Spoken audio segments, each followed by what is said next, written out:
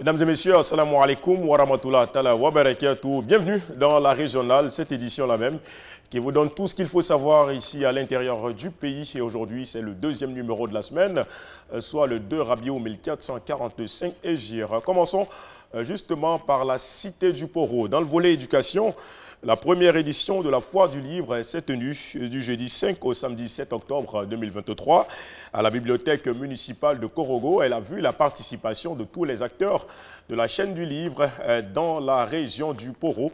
Justement, on en sait plus avec Aminata Yeo, notre correspondante dans la région. Les locaux de la bibliothèque municipale de Korogo n'ont pas désemplis pendant les 3 jours qu'a duré la foire du livre. Exposition, vente et table ronde sont les activités phares auxquelles les populations ont activement participé. Pourquoi une foire? Et quelle stratégie la bibliothèque municipale a-t-elle mis en place pour attirer les populations? Explication. Et nous avons souhaité, à cette rentrée-là, réunir le maximum de fabricants de livres, c'est-à-dire les éditeurs et d'écrivains, pour que les parents puissent acquérir des ouvrages à des prix concurrentiels. Permettre aux auteurs, aux écrivains de rencontrer leur public et discuter avec eux. De gros calibres de la littérature ivoirienne, mais aussi de nouveaux écrivains ont également répondu à cette invitation de la bibliothèque municipale de Korogo à la grande joie des populations. Oui, il y a 43 ans, nous avons vu des feux follets qui nous ont jeté de la poudre aux yeux et ont disparu comme des météores. Et ma petite sœur Mawa est là. Depuis des années, cela veut dire que nous avançons. Je suis en classe de seconde A et vraiment j'aime lire pour pouvoir aussi développer mon esprit et pour faire aussi une bonne classe de terminale. La première édition de la foire du livre a enregistré plusieurs dons. Le ministre Amadou Koulibaly, par son représentant, a offert 17 000 livres à la bibliothèque. La station locale du groupe Média Al-Bayan, à l'instar d'autres organes de presse de la ville, sont partenaires de la foire du livre. Et on laisse ouvert la page éducation, mais justement à 75 km de Korogo, les acteurs de l'éducation du département de Mbengue se sont réunis jeudi dernier pour s'enquérir du plan régional d'éducation. Ils ont par la même occasion listé les maux qui minent l'école dans la région et également dégagé des pistes de solutions. C'est ce que nous fait savoir notre reporter Saïd Sandona Koulibaly à travers ce reportage. Dans le cadre des rencontres sectorielles initiées par la Direction régionale de l'éducation nationale et de l'alphabétisation de Korogo, il s'agissait d'expliquer aux acteurs de Mbengue le nouveau mode de gestion de l'école, car désormais c'est la gare. Entendez, gestion axée sur les résultats. Chaque direction régionale a élaboré sur instruction du ministère un plan éducatif régional. Il faudrait donc que nous ayons les mêmes objectifs, que nous comprenions ce plan pour chercher à atteindre les mêmes objectifs, pour chercher à travailler pour atteindre les mêmes objectifs. Les participants venus de Katogo, Solignongo, Kaloa, Katiali, Pungbe, Sekonka, Bougou semblent avoir apprécié cette séance de travail. Ce fut l'occasion pour eux de s'apaisantir sur les difficultés rencontrées dans l'exercice de leurs fonctions. Nous avons des difficultés. Est-ce que la DRENA prend en compte des établissements qui sont dans la même situation que nous?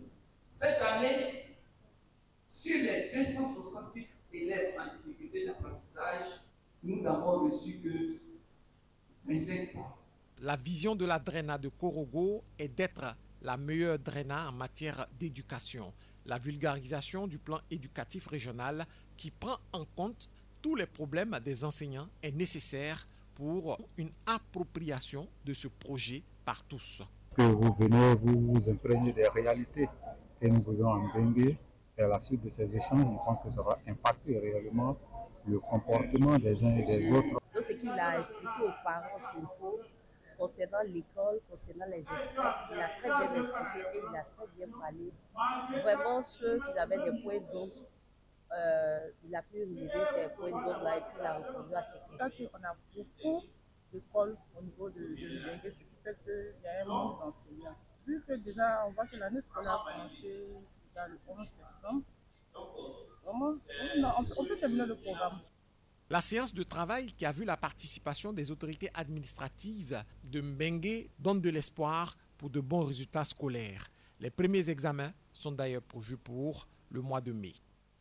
Et on poursuit notre périple à Bondoukou où le ministre Kwasi Kobena Adjoumani a pris officiellement les rênes du conseil régional. Il a été confirmé en même temps que les autres membres de son conseil. C'était au cours d'une cérémonie pilotée par le préfet de région ce samedi à la mairie de Bondoukou. Astou Kone pour plus de précisions. Cette installation officielle des membres du conseil régional a fait suite à la victoire de la liste du parti au pouvoir lors des élections régionales du 2 septembre 2023 et la validation par la suite du Conseil d'État. Selon la réglementation, Adjoumani a désigné par ordre de préséance à ses 5 premiers vice-conseillers sur les 65 définis par la loi. Le moment maintenant est de nous mettre au travail. Comme l'a dit monsieur le préfet de région, le conseil régional est un démembrement de l'État. Nous savons tout le travail que le président Alassane fait pour notre région.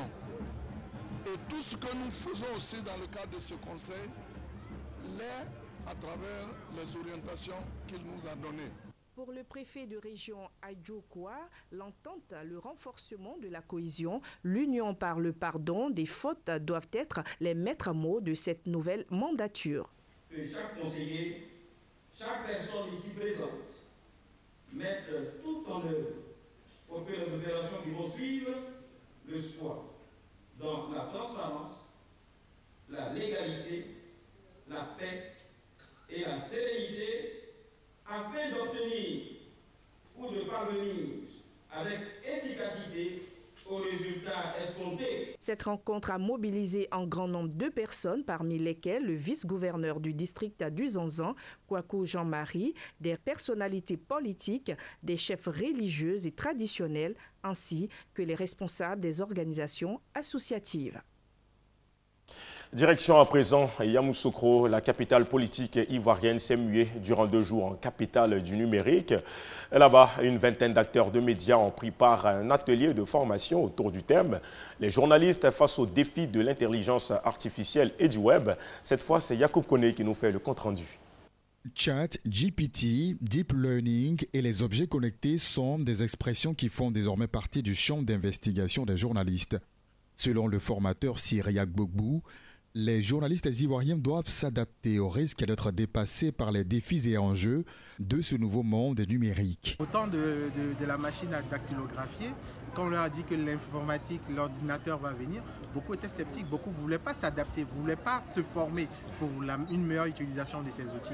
Aujourd'hui, on a vu que ces personnes sont dépassées. Donc demain, si on ne voudrait pas être dépassé, il est important, il est temps de se lancer à utiliser et à fabriquer ces intelligences artificielles. Sans grande idée avant le déroulement de cette formation, Fatou Fofana et Diakité Adams ont désormais une vision beaucoup plus claire de ce que représentent les techniques d'écriture web et l'intelligence artificielle. Je sens que ça va changer beaucoup de choses parce que c'est quelque chose que je n'avais jamais compris et aujourd'hui j'ai appris que je peux faire des choses même que je ne pensais pas qu'une machine pouvait réfléchir à ma place jusqu'à ce point-là. Je retiens qu'il existe déjà pas mal d'outils intéressants qui peuvent faciliter le travail du journaliste que nous sommes et permettre aussi d'être efficace. Ces hommes de médias issus de la radio, la télévision, de la presse imprimée et numérique ont reçu des certificats de formation. Cela avant une visite dans un hub technologique pour s'imprégner des résultats de l'intelligence artificielle. Notre tournée à l'intérieur du pays prend fin dans le centre de la Côte d'Ivoire. Merci à vous qui avez suivi ce 2e numéro de la régionale. Rendez-vous très vite pour plus d'informations, notamment avec à 20h30 le journal en langue française où vous aurez tout ce qu'il faut savoir de l'actualité en Côte d'Ivoire durant ces dernières 24 heures. Merci également à Ouattara Aliagui et toute son équipe pour la réalisation de ce numéro. Quant à moi, on se retrouve très vite pour d'autres numéros d'informations. D'ici là, qu'Allah vous accorde son infinie bonté et également sa miséricorde. Assalamu alaikum wa rahmatullahi wa barakatuh.